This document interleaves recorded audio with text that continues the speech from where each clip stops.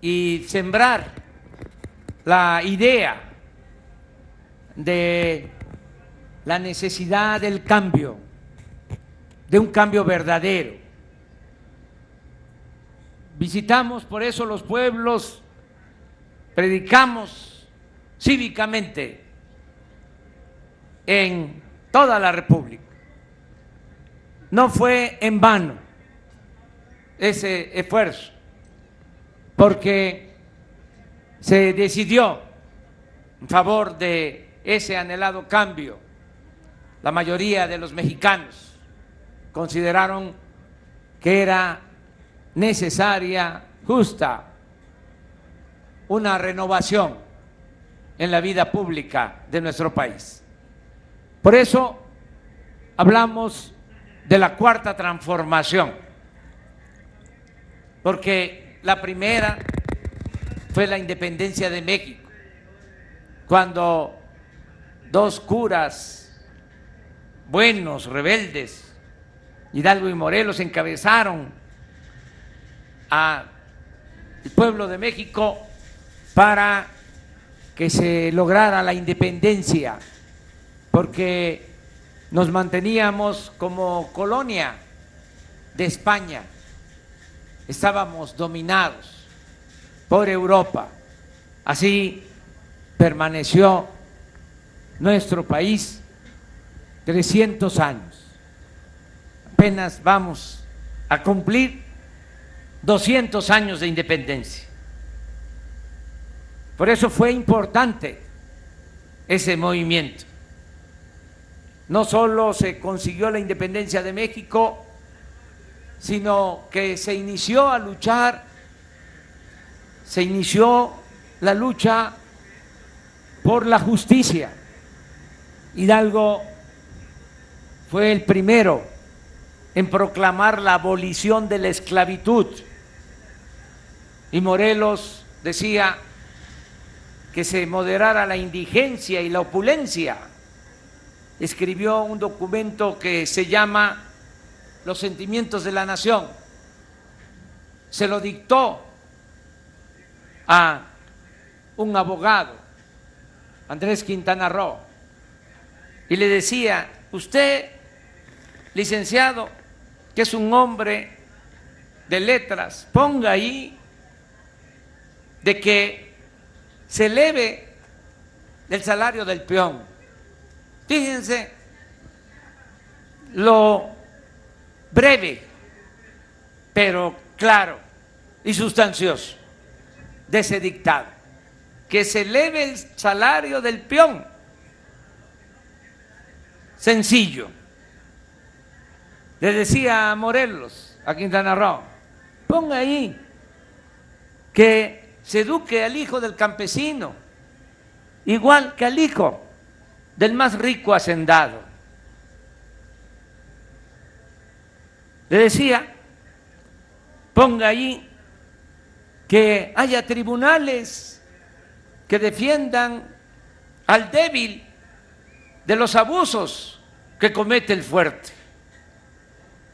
Ese fue el documento que dictó Morelos.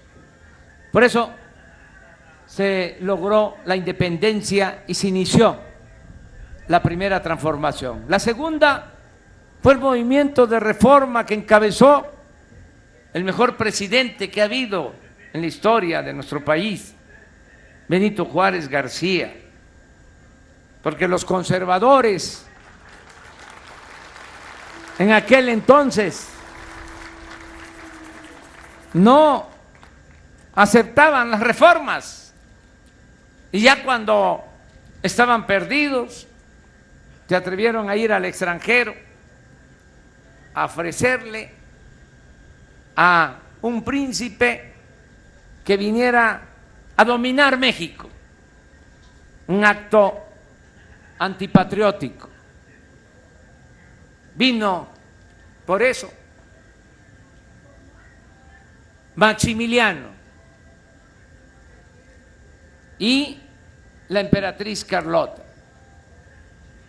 y nos invadió el ejército francés. En ese entonces el ejército más poderoso del mundo. Pero Juárez, los liberales, no se rindieron, lucharon para liberar de nuevo a nuestra patria, para lograr la segunda independencia de México. ¿Saben cuántos soldados franceses trajeron? 30,000 para invadir a México. El presidente Juárez tuvo que ir al norte a defender la República. Se fue a Chihuahua, a Paso del Norte, que ahora es Ciudad Juárez. Allá estuvo con su gabinete. Le escribía Maximiliano diciéndole que se entendieran que le daba el cargo de primer ministro si aceptaba el imperio austriaco francés, si lo reconocía a él, a Maximiliano, como el principal gobernante de México. Juárez le contestaba: no voy a aceptar nunca un gobernante extranjero. Y sufrió mucho estando en México, porque su familia se tuvo que ir al extranjero. Se murieron sus hijos y no pudo estar en el sepelio, en los funerales de sus hijos, para defender la patria. Por eso se logró, por esa resistencia, que se recuperara la República, porque Juárez, entre otras cosas, era muy perseverante, no perdía la fe en la causa que defendía. Otros se desesperaban y se hacían a un lado o se iban del lado de los invasores, y Juárez resistiendo sin doblarse. Por eso se logró expulsar a los extranjeros y al mismo tiempo la segunda independencia de México.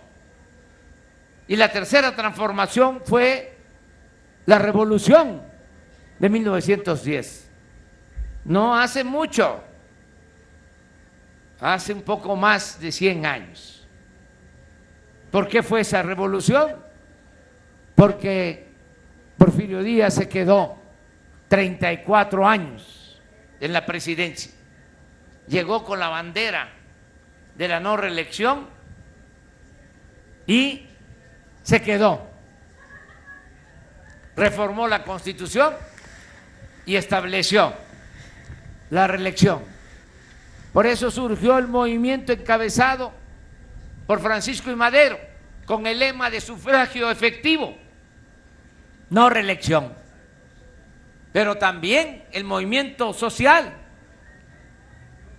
así como Porfirio Díaz y Juárez eran originarios de este estado de Oaxaca, también otros